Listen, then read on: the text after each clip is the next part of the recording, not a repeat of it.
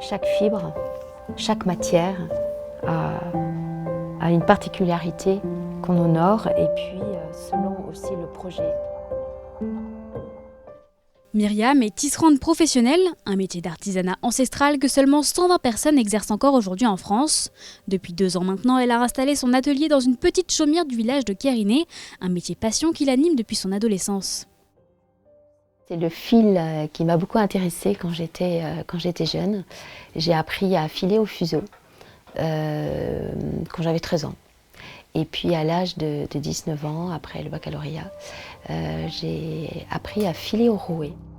Un savoir-faire qu'elle continue de perfectionner sur son temps libre, mais c'est seulement en 2018 qu'elle décide de quitter l'animation pour se reconvertir en tisserande. Vous avez 2 métiers à tisser, entre autres, avec beaucoup de choses, de la laine, tout ça. Durant ces quelques années, j'ai appris à tisser un peu la laine, mais d'une façon très, très simple. Et puis vers les années, il n'y a pas si longtemps que ça, il y a quelques années, vers 2018-2019, je me suis dit que j'avais envie de faire une formation. Je rêvais de devenir tisserande professionnelle.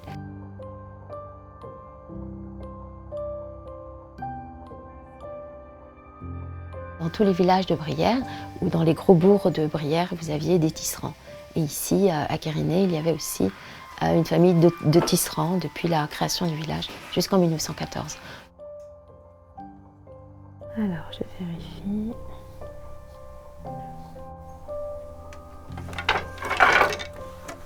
Aujourd'hui, Myriam vit de la vente de ses créations. Grâce à 3 métiers à tisser, elle réalise les commandes de ses clients comme cette écharpe en mohair, mais ce n'est pas le seul fil qu'elle a dans ses bobines. Du coup, j'ai commencé par tisser le lin et le chanvre, et du lin normand et d'un ancien chanvre d'il y a 40 ans, français. C'est comme ça que du coup, j'ai commencé à faire des sets de table et des trousses, des choses petites, et aussi des coussins où j'ai mélangé le lin ou le chanvre avec de la laine, et qu'on appelle ici du belin.